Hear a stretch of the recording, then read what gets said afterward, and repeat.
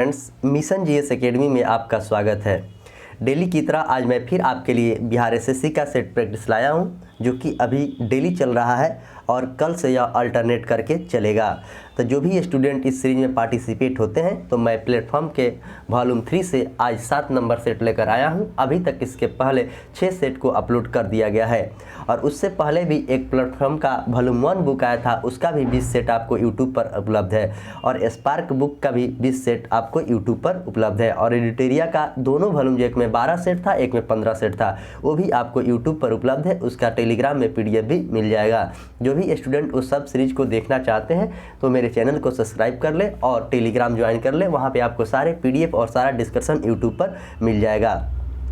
Daily 50 question का सुबह में डिस्कशन किया जाता है, जो कि मंडे टू सैटरडे चलता है। आज संडे था, इसके वजह से वह सेट नहीं आया है। और शाम को डेली ग्रुप डिस्कशन आपको 6:30 बजे से 8:30 बजे तक चलता है और वह सप्ताह में 7 दिन चलता है। तो उसमें आप जरूर पार्टिसिपेट हों। तीनों सीरीज में अगर आप पार्टिसिपेट होते हैं और अच्छे तरीक़ा से होमवर्क जो दिया जाता है उसे करते हैं तो आपका जीके जीएस काफ़ी अच्छा हो जाएगा। क्योंकि कोई भी चीज़ आपको एक दिन में नहीं मिलती है। किसी भी चीज़ को पाने के लिए आपको कड़ी से कड़ी मेहनत करना पड़ता है, तभी वो आपको हासिल होता है, अन्यथा हासिल नहीं होता है। क्योंकि जब तक आप मेहनत नहीं करेंगे तब तक आप सफलता के नज़दीक नहीं जा सकते हैं, और मेहनत करेंगे तो सफलता के नज़दीक आप बहुत जल्द जाएंगे और सफल भी बहुत जल्द हो जाएंगे। तो इसलिए आप अच्छे से मेहनत और ईमानदारी से कीजिए, आपको सफलता ज़रूर मिलेगी। तो आगामी जो भी एग्ज़ाम है उसमें जीके जीएस का जो भी प्रश्न आपसे पूछा जाता है तो इस सीरीज से आपको काफ़ी ज़्यादा लाभ मिलेगा। आप इसे अच्छे से कीजिए, आपको काफ़ी ज़्यादा इससे लाभ मिलेगा। तो चलिए मैं सेशन की शुरुआत करता हूँ और नए लोग चैनल को सब्सक्राइब कर लीजिएगा। अगला क्वेश्चन क्या है? क्वेश्चन नंबर 1 एडवोकेट जनरल यानी कि महाधिवक्ता के पद का उल्लेख संविधान के किस अनुच्छेद में किया गया है? अनुच्छेद 161 में, अनुच्छेद 164 में, अनुच्छेद 165 में और अनुच्छेद 177 में। तो एडवोकेट जनरल की बात आपको अनुच्छेद 165 में किया गया है। अनुच्छेद 177 की बात करें तो महाधिवक्ता और राज्य के मंत्रियों के सदन में आधिकारिक संबंधित का प्रावधान किया गया है। अनुच्छेद 161 के तहत क्षमादान यानी कि यदि क्षमादान के लिए बात कही गई है, और अनुच्छेद 164 की बात करें तो इसमें मुख्यमंत्री की बात कहा गया है। क्वेश्चन नंबर 2 लोकसभा का कार्यकाल कितनी बार 6 वर्षों के लिए बढ़ाया गया है? लोकसभा की सबसे पहले बात अनुच्छेद 81 में है और लोकसभा के अध्यक्ष की बात अनुच्छेद 93 में है, और वर्तमान में लोकसभा के अध्यक्ष ओम बिरला है। तो यह कार्यकाल आपको एक बार बढ़ाया गया है। वो भी कब बढ़ाया गया है इस बात को मैं आपके सामने चर्चा कर रहा हूँ। जो 5वीं लोकसभा 1971 में हुआ था और 6वीं लोकसभा 1976 में हुआ था, उसी में यह बढ़ाया गया था। क्वेश्चन नंबर 3 क्वेश्चन नंबर 3 कह रहा है कि सरकरिया आयोग का गठन किस विषय के रिपोर्ट पर किया जाता है? सरकारी कर्मचारियों के लिए नए वेतन का मान, केंद्र राज्य का संबंध, राज्य जन्मभूमि बाबरी मस्जिद का विवाद और कावेरी विवाद। तो इसका आंसर हो जाएगा आपको ऑप्शन ए बी, यानी कि केंद्र एवं राज्य के बीच का संबंध। सरकरिया आयोग का संबंध इससे 1971 में आया था। 1983 में सरकरिया आयोग आपको 1983 में आया था। क्वेश्चन नंबर 4 कह रहा है कि अल्प विकसित देशों में गरीबी का मुख्य कारण क्या है? शैक्षिक निष्क्रियता, आय की असमानता, सांस्कृतिक गतिविधियों का अभाव और ऑप्शन डी लोगों में वृद्धि का अभाव। तो अल्प विकसित देशों में गरीबी का मुख्य कारण क्या है, यह बात पूछा गया। तो इसका आंसर हो जाएगा आय की असमानता। क्वेश्चन नंबर 5 स्वतंत्र भारत में देश की प्रथम औद्योगिक नीति की घोषणा किस वर्ष किया गया था? स्वतंत्र भारत में 1947 में, 1948 में, 1952 में और 1956 में। तो इसका आंसर हो जाएगा आपको ऑप्शन बी, यानी कि 1948 में किया गया था। 1947 की बात करें तो 15 अगस्त 1947 को भारत स्वतंत्र हुआ था और राष्ट्रीय विकास परिषद की स्थापना 1952 में हुआ था और ओएनजीसी की स्थापना आपको 1956 में हुआ था। तो चारों ऑप्शन को आप अच्छे से याद रखेंगे। क्वेश्चन नंबर 6 डैश के बाद अवधि के दौरान खदानों में विशेष गेहूं का उत्पादन बहुत ही वृद्धि हुआ था? 1965, 1964, 1966। तो इसका आंसर हो जाएगा आपको ऑप्शन डी, यानी कि 1966 में जो हरित क्रांति आया था उसके बाद गेहूं के पैदावार में सबसे ज़्यादा वृद्धि हुआ था। 1954 से भारत रत्न देने की शुरुआत की गई है और 1964 में यूटीआई की स्थापना हुई थी। और 1965 की बात करें तो 1965 में आपको भारत और पाकिस्तान के बीच युद्ध भी हुआ था और 1965 में एफसीआई की स्थापना भी हुई थी। क्वेश्चन नंबर 7, पद फोर्थ एस्टेट संबंधित है अर्ध विकसित देशों से, न्यायालय संबंधित कार्यों से, कार्यपालिका से और प्रेस से। तो इसका आंसर हो जाएगा आपको ऑप्शन डी यानी कि प्रेस से संबंधित है। क्वेश्चन नंबर 8, निम्नलिखित में से किस रिपोर्ट के कामगारों को खेतिहर कहा जाता है? कौन सा रिपोर्ट को?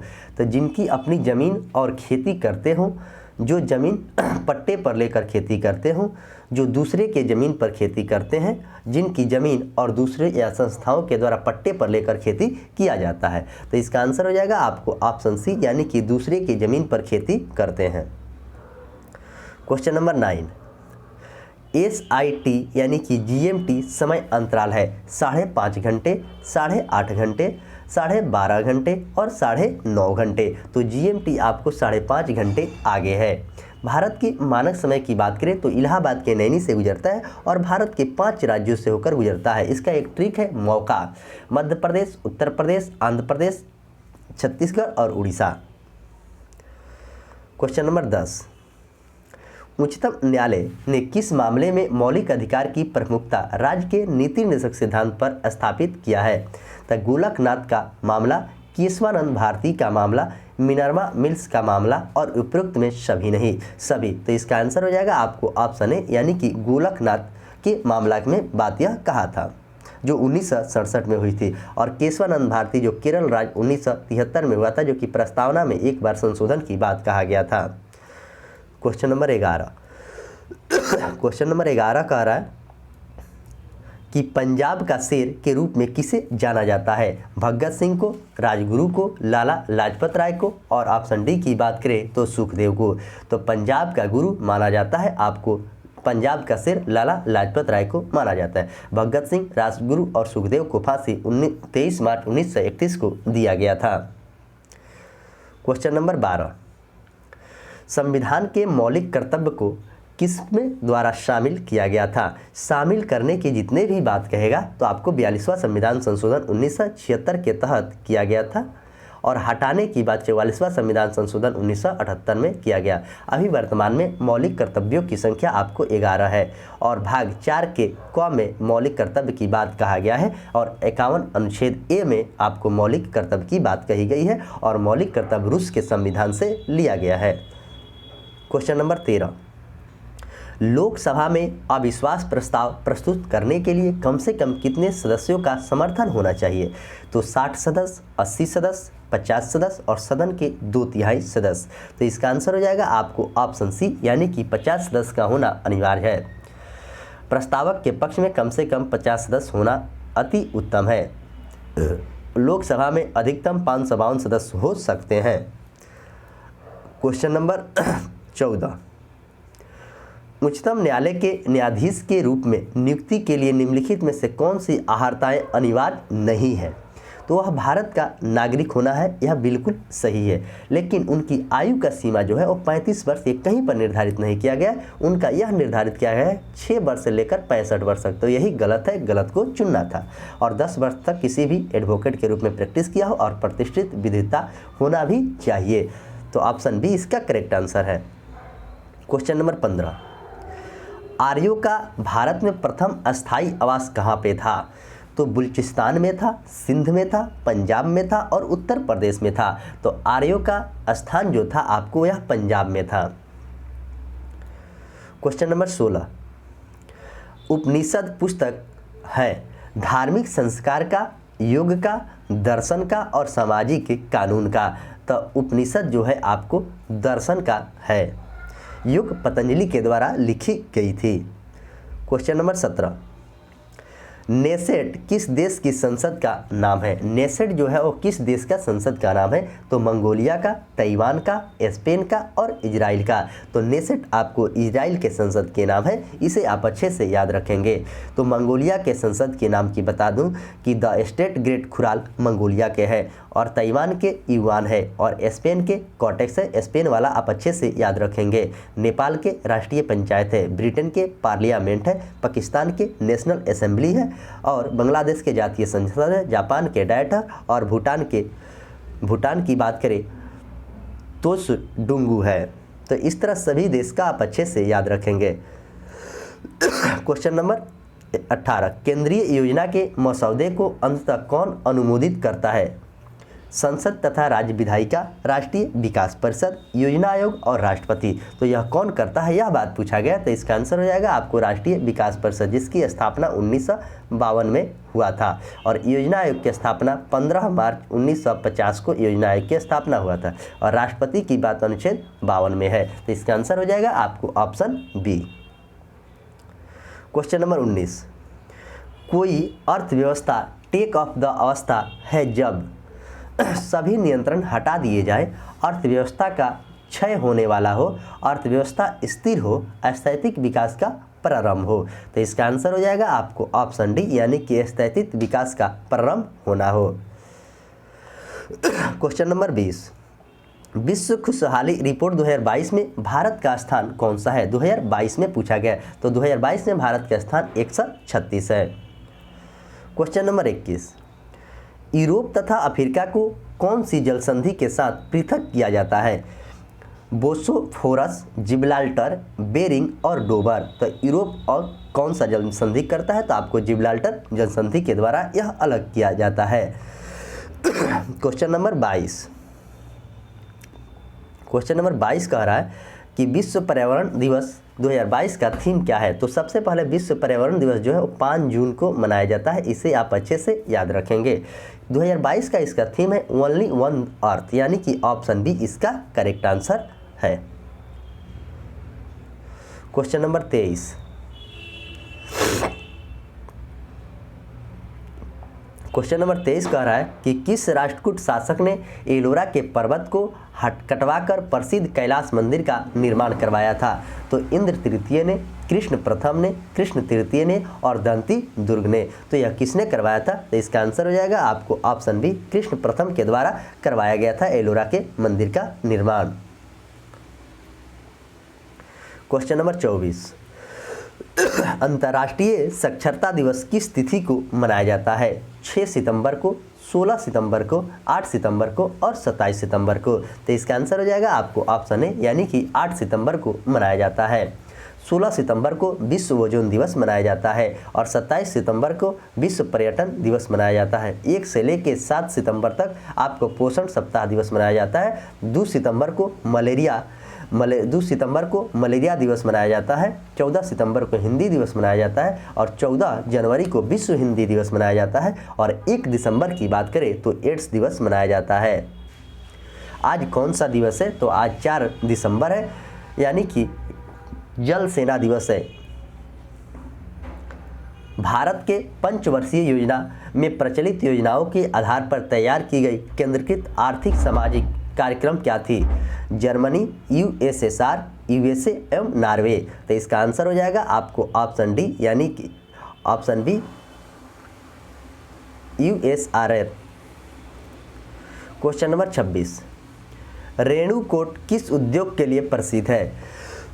अभ्रक के लिए, एल्युमिनियम के लिए, लोहा के लिए और खाद के लिए। तो रेणुकूट आपको एल्युमिनियम के लिए है। एल्युमिनियम का संकेत एल होता है, और इसका एटॉमिक नंबर की बात करें तो 13 होता है।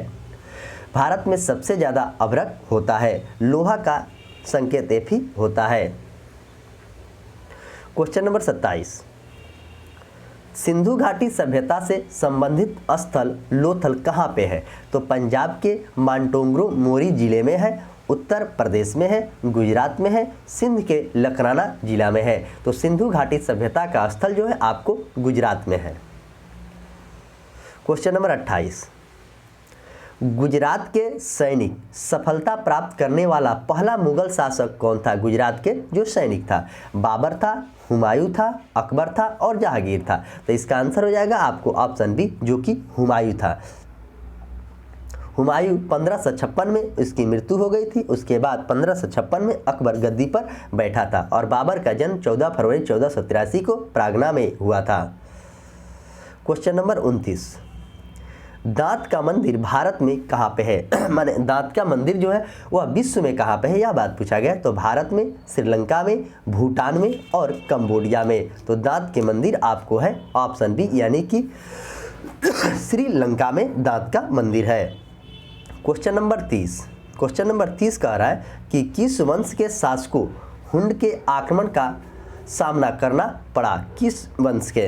तो मौर्य वंश के, शुंग, गुप्त और शतवाहन। तो इसका आंसर हो जाएगा आपको ऑप्शन सी, यानी कि गुप्त वंश। मौर्य वंश के संस्थापक चंद्रगुप्त मौर्य थे, शुंग वंश के संस्थापक पुष्यमित्र शुंग थे और शतवाहन वंश के संस्थापक की बात करें तो शिमुख थे। क्वेश्चन नंबर 31, निम्नलिखित बाघ आरक्षित क्षेत्र में क्रांतिक बाघ आवास के अंतर्गत सबसे बड़ा क्षेत्र किससे है? तो सुंदरवन का, जो पश्चिम बंगाल में है, रणथंभौर राजस्थान में है, जिम कार्बेट उत्तराखंड में है। तो नागार्जुन सागर श्रीशैलम आपको यही आंध्र प्रदेश में है और सबसे बड़ा यही ऑप्शन डी इसका करेक्ट आंसर है। क्वेश्चन नंबर 32, कांग्रेस के एकमात्र प्रतिनिधि की हैसियत से गांधी जी निम्नलिखित में से किस एक में उपस्थित थे? तो प्रथम गोलमेज सम्मेलन की बात करें तो 1930 में प्रथम गोलमेज सम्मेलन हुआ था और द्वितीय गोलमेज सम्मेलन की बात करें तो 1931 में हुआ था और तृतीय गोलमेज सम्मेलन उनको 1932 में हुआ था। तो इसमें पूछा गया है कि गांधी जी किस में उपस्थित हुए थे? तो गांधी जी आपको दूसरा गोलमेज सम्मेलन में उपस्थित हुए थे। क्वेश्चन नंबर 33, नीलगिरी पर्वत भारत के किस राज्य में है? तमिलनाडु में है, आंध्र प्रदेश में है, महाराष्ट्र में है और कर्नाटक में है। तो नीलगिरी का जो पर्वत है आपको तमिलनाडु में है और सह्याद्री का पर्वत महाराष्ट्र में है। बुदन की पहाड़ी आपको कर्नाटक में है। क्वेश्चन नंबर 34, भारत और पाकिस्तान के बीच शिमला समझौता किस वर्ष पर हस्ताक्षर हुआ था? 1927 में, 1972 में, 1977 में, 1966 में और 1982 में। तो इसका आंसर हो जाएगा आपको 1972 में इस पर हस्ताक्षर हुआ था। यहीं पर अगर पूछता शिमला सम्मेलन तो आपको 1945 आंसर होता। क्वेश्चन नंबर 35, तलवंडी जो अब पाकिस्तान में है किसके संबंध में पवित्र स्थान है? गुरु गोविंद सिंह, गुरु अर्जुन देव, गुरु नानक और गुरु रामदास। तो तलवंडी जो है आपको गुरु नानक देव से संबंधित है। गुरु अर्जुन देव की हत्या जहांगीर ने करवाई थी। क्वेश्चन नंबर 36, आर्य समाज की स्थापना कहां पर हुआ था? आर्य समाज की स्थापना, तो आर्य समाज की स्थापना 1875 में बम्बे में स्वामी दयानंद सरस्वती के द्वारा किया गया था।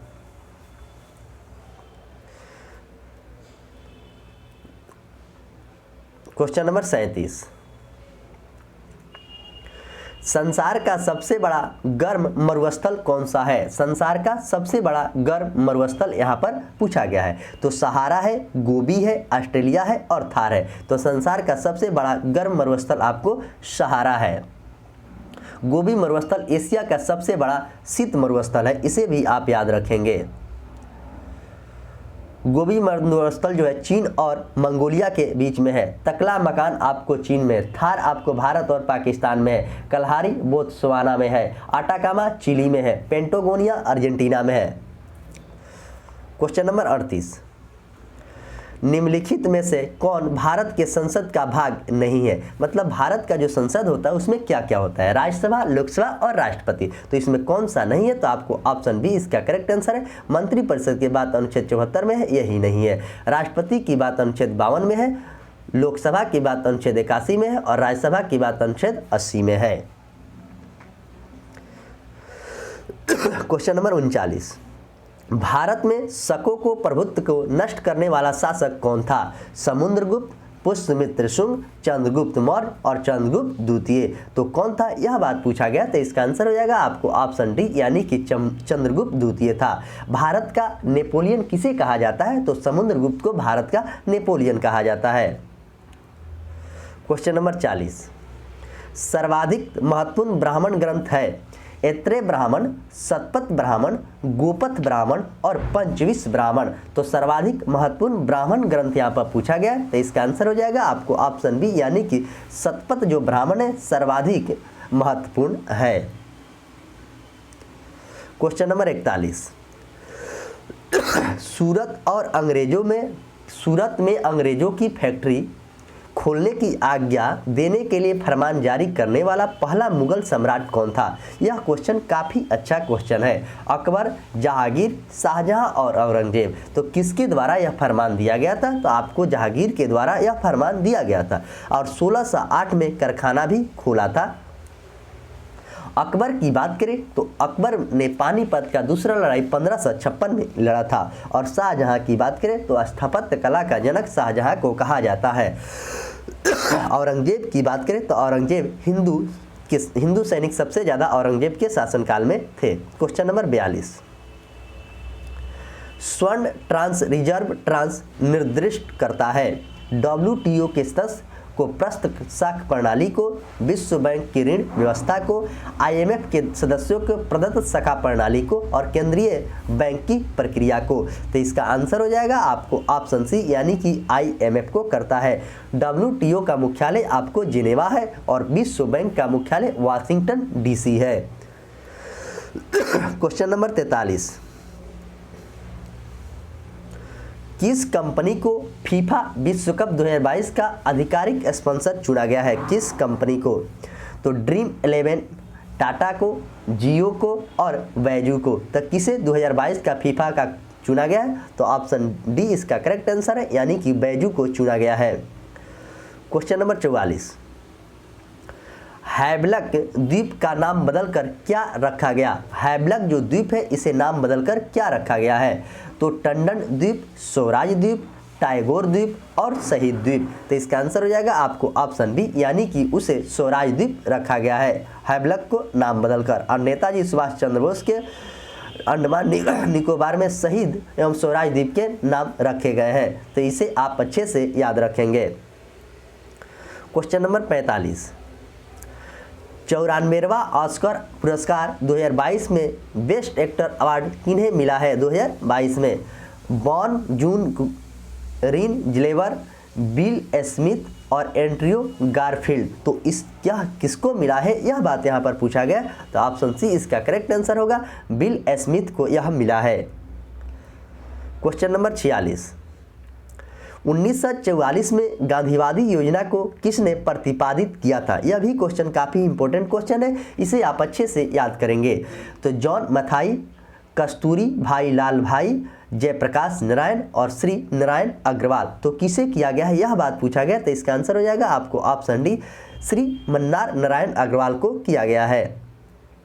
क्वेश्चन नंबर 47, कोरोमंडल निम्नलिखित में से किन दो राज्यों के समूह है? कोरोमंडल, तो यह पश्चिम बंगाल और झारखंड, महाराष्ट्र और गुजरात, पंजाब और NCR और ऑप्शन डी की बात करें तो तमिलनाडु और आंध्र प्रदेश। तो इसका आंसर हो जाएगा आपको ऑप्शन डी, यानी कि तमिलनाडु आंध्र प्रदेश को कोरोमंडल तट कहा जाता है। मालाबार तट की बात करें तो केरल राज्य में अवस्थित पश्चिमी घाट अरब सागर के बीच स्थित जो मालाबार तट कहलाता है। कोंकण तट की बात करें तो गोवा और कर्नाटक के बीच होता है। क्वेश्चन नंबर 48, भारतीय संविधान के 73वें संशोधन के संदर्भ में निम्नलिखित में से कौन सा कथन सही है? तो इसमें पंचायत का स्वशासन की स्वीकार किया गया था, बिल्कुल सही है। लेकिन इसमें शहरी का बात 73वें में नहीं किया गया था, 74वें में किया गया था। तो गलत इसमें आपको 2 हो जाएगा, सही आपको 1 होगा। तो इसमें सही को चुनना है, तो ऑप्शन सी इसका करेक्ट आंसर है। क्वेश्चन नंबर 49, वर्ष 2022 का सरस्वती सम्मान किसे दिया गया है? वर्ष 2022 का महाश्वेता देवी को, चेतन भगत को, प्रोफेसर राम दशरथ मिश्र को और ममता कालिया को। तो किसे यह दिया गया है 2022 का, यह बात आपसे यहाँ पर पूछा गया। तो आपको ऑप्शन सी इसका करेक्ट आंसर होगा, राम दशरथ मिश्रा को दिया गया है। क्वेश्चन नंबर 50, जम्मू कश्मीर और लद्दाख के 2 केंद्रशासित राज्यों बने थे। 15 अगस्त 2018 को, 9 अगस्त 2019 को, 31 अक्टूबर 2019 को और 26 जनवरी 2020 को। तो इसका आंसर हो जाएगा आपको ऑप्शन सी, यानी कि 31 अक्टूबर 2020 को गठन हुआ था।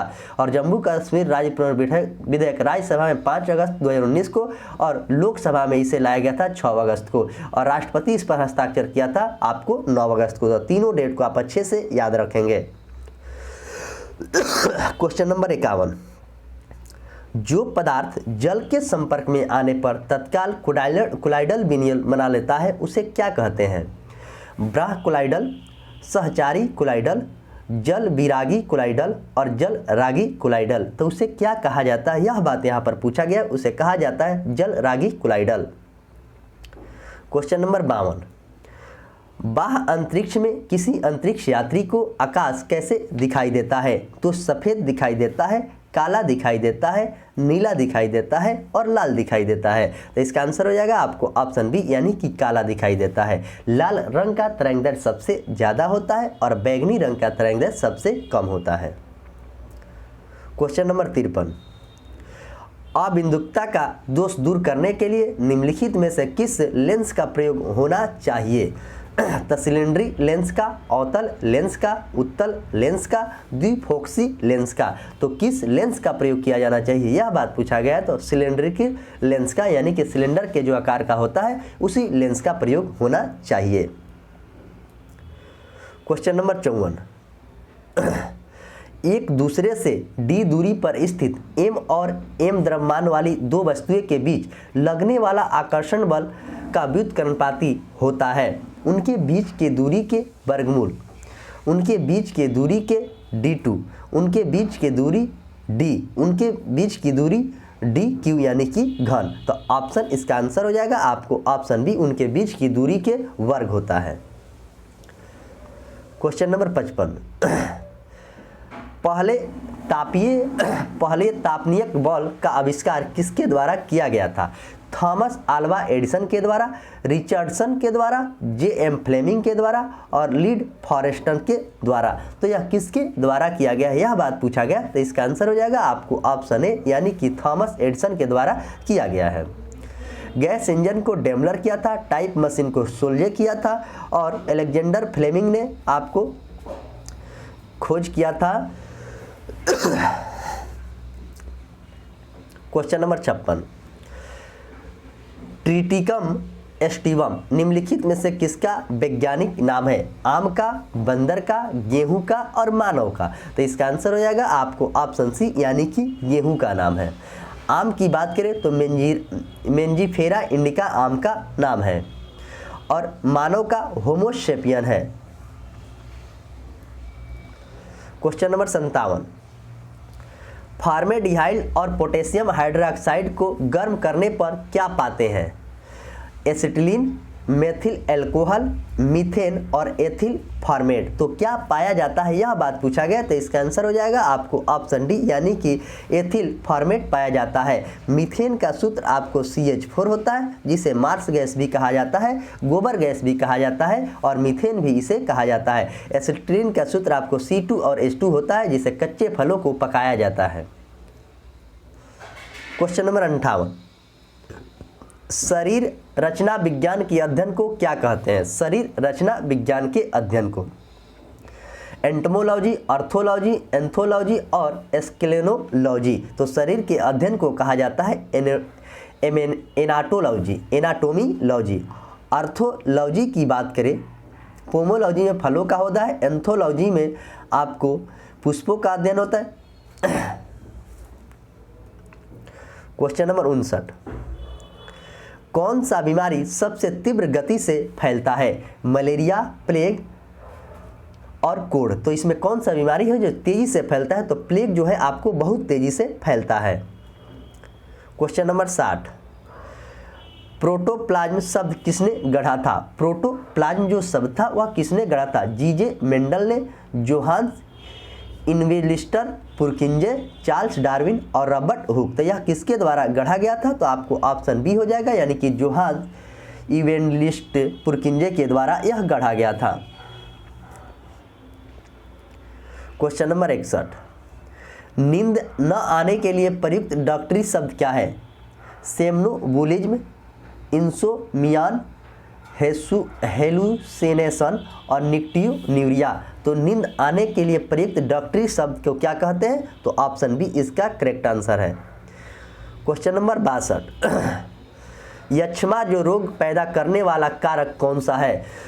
माइक्रोबैक्टीरियम, एस्परजिलिस, रेडोवायरस और HIV। तो इसका होता है यक्ष्मा यानी कि माइक्रोबैक्टीरियम। और टीबी दिवस आपको 24 मार्च को मनाया जाता है। ये भी बात आप अच्छे से याद रखेंगे, ये भी क्वेश्चन पूछा जाता है आपके एग्जाम में। क्वेश्चन नंबर 63, क्वेश्चन नंबर 63 कह रहा है कि आहार नाल के किस भाग में प्रोटीन के अमीनो अम्ल में निम्नीकरण होता है? तो स्टमक, कोलन, छोटी आंत और सिक्कम। तो यह किस में होता है, यह बात पूछा गया। तो इसका आंसर हो जाएगा आपको ऑप्शन सी यानी कि छोटी आंत में होता है। क्वेश्चन नंबर 64, रुधिर कैंसर का दूसरा नाम क्या है? एनीमिया, पॉलीसाइथीमिया, ल्यूकोपेनिया और ल्यूकीमिया। तो कैंसर जो रुधिर वाला होता है उसे ल्यूकेमिया कहा जाता है और एनीमिया के रोग जो होता है वह लोहा के कमी से होता है। क्वेश्चन नंबर 65, चॉकलेट स्वास्थ्य के लिए हानिकारक हो सकते हैं क्योंकि इनमें अधिक मात्रा में होता है जिंक, निकेल, सीसा और कोबाल्ट। तो इसमें अधिक मात्रा में आपको निकेल होता है। जिंक का संकेत Zn होता है और एटॉमिक नंबर 30 होता है और सीसा का आपको Pb होता है और कोबाल्ट का Co होता है। क्वेश्चन नंबर 66, अति चालक वे तत्व हैं जिनकी चालकता धातु और रोधियों के बीच में होती है, जिनका प्रतिरोध बहुत निम्न तापमान पर लगभग शून्य हो जाता है, जो बहुत निम्न तापमान रोधी बन जाते हैं, जो विद्युत का चालन केवल बहुत उच्च तापमान पर ही कर सकते हैं। तो अति चालक वे तत्व हैं, यह बात पूछा गया। तो इसका आंसर हो जाएगा आपको ऑप्शन बी यानी कि जिनका प्रतिरोध बहुत निम्न तापमान पर लगभग शून्य हो जाता है। क्वेश्चन नंबर 67, एक ध्वनि तरंग की आवृत्ति 50 हर्ट्ज है और इसकी तरंग दर 4 मीटर है, तो ध्वनि की चाल कितनी होगी? 200 मीटर प्रति सेकंड, 400 मीटर प्रति सेकंड, 80 मीटर प्रति सेकंड और 100 मीटर प्रति सेकंड। तो इसे जब सॉल्व करेंगे तो 200 मीटर प्रति सेकंड होगा और तरंग दर का SI मात्रक मीटर होता है, यह भी बात आप याद रखेंगे। क्वेश्चन नंबर 8, दौड़ के दौरान धावक का गुरुत्व केंद्र कहाँ पर होता है? दौड़ने के दौरान तो इसके पैरों के आगे, इसके पैरों के पीछे और शरीर के मध्य में, और ऑप्शन डी शरीर के बाईं ओर। तो इसका आंसर हो जाएगा आपको ऑप्शन सी यानी कि शरीर के मध्य में होता है।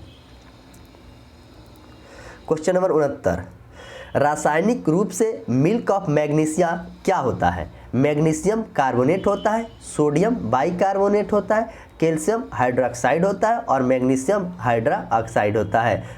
रासायनिक रूप से मिल्क ऑफ मैग्नीशिया क्या होता है, यह बात पूछा गया। तो इसका आंसर हो जाएगा आपको ऑप्शन डी यानी कि मैग्नीशियम हाइड्रा ऑक्साइड होता है। क्वेश्चन नंबर 70, मैग्नीशियम एक मिश्र धातु है एल्युमिनियम और मैग्नीशियम की, मैग्नीशियम और जिंक की, एल्युमिनियम और जिंक की और मैग्नीशियम और मैग्नीशियम की। तो इस किसका है? तो ऑप्शन ए इसका करेक्ट आंसर है यानी कि एल्युमिनियम और मैग्नीशियम की मिश्र धातु है। आइए अगला क्वेश्चन, क्वेश्चन नंबर 71, आँख का वह कौन सा भाग है जिसमें वणक होता है जो कि व्यक्ति के आँखों को रंग को निश्चित करता है? तो स्वच्छ मंडल यानी कि कार्निया, रंजिता पटल यानी कि कुराइड और परितारिका यानी कि आइरिस, और ऑप्शन डी है कच्छाव का यानी कि ब्रिटियस पिंड। तो इसका आंसर हो जाएगा आपको ऑप्शन सी यानी कि परितारिका यानी आइरिस। क्वेश्चन नंबर 72, इलेक्ट्रॉन सूक्ष्मदर्शी के माध्यम से क्या देखा जा सकता है? इलेक्ट्रॉन तथा मूल्यकण, जीवाणुओं तथा विषाणुओं, वायरस की संरचना, मानव अमाशय के भीतरी भाग, मानव नेत्र के भीतरी भाग। तो क्या देखा जा सकता है, यह बात पूछा गया। तो इसका आंसर हो जाएगा आपको ऑप्शन बी यानी कि जीवाणु तथा विषाणु की संरचना को देखा जा सकता है। क्वेश्चन नंबर 73, निम्नलिखित में से कौन से तत्व समूह के समान वर्ग से संबंधित है? जो कौन सा तत्व है जो समूह के समान वर्ग से संबंधित है? तो lithium, magnesium, calcium, nickel, copper, zinc, lithium, sodium, potassium, लोहा, क्रोमियम, ब्रोमीन। तो इसका आंसर हो जाएगा आपको ऑप्शन सी, यानी कि लिथियम, सोडियम और क्रोमियम। क्वेश्चन नंबर 74, वह उपकरण कौन सा है जिससे समुद्रों की गहराई मापने में ध्वनि का प्रयोग किया जाता है? रडार, सोनार, अल्टीमीटर और वेंचुरी मीटर। तो वह कौन सा उपकरण है जिससे मापा जाता है? तो इसका आंसर हो जाएगा आपको ऑप्शन बी, सोनार। रडार से दूर से आने वाले वायुयान की गति की दिशा ज्ञात किया जाता है और फेदोमीटर से समुद्र की गहराई ज्ञात किया जाता है और अल्टीमीटर से ऊंचाई मापा जाता है। आइए अगला क्वेश्चन नंबर 75, यानी कि सेट नंबर 7 का 75 number question, platform book volume 3 का, बिहार एसएससी। किसके साथ कास्टिक सोडा को उबालकर साबुन तैयार किया जाता है? किसके साथ? अल्कोहल के साथ, मिट्टी तेल के साथ और ग्लिसरीन के साथ और वसा के साथ। तो इसका आंसर हो जाएगा आपको ऑप्शन डी, यानी कि वसा के साथ ऐसा किया जाता है। तो इस तरह मैंने आपके सामने 75 क्वेश्चन का काफ़ी किफ़ायती तरीका से डिस्कशन जो किया हूँ, जो कि आपका आगामी एग्जाम जो भी होने वाला है उसमें इस सीरीज से काफ़ी ज़्यादा लाभ मिलेगा। जीके जीएस आपका काफ़ी मजबूत हो जाएगा। और जो लोग बिहार एसएससी का सेट बनाते हैं वह जरूर मेरे टेलीग्राम चैनल को ज्वाइन कर लें, वहाँ पर PDF आपको मिल जाएगा और इसका डिस्कशन यूट्यूब पर 2 से 3 बजे के बीच में अपलोड भी कर दिया जाता है। तो मैं आशा करता हूं कि जो भी बात बताया जाता है आप उसे फॉलो करते हैं। ग्रुप डिस्कशन लाइव में आप जरूर भाग लें। सुबह में 50 क्वेश्चन का जो सीरीज डाला जाता है उसमें भी भाग लीजिए और बिहार एसएससी का फॉर्म भरे हैं तो इसमें भी भाग लीजिए। और नए लोग जो भी हैं चैनल को सब्सक्राइब करें, पुराने लोग अपने दोस्तों में वीडियो को ज़्यादा से ज़्यादा शेयर करें। तो चलिए मैं इसी के साथ सेशन को समाप्त करता हूँ। मिलेंगे शाम को लाइव ग्रुप डिस्कशन में, तब तक के लिए धन्यवाद।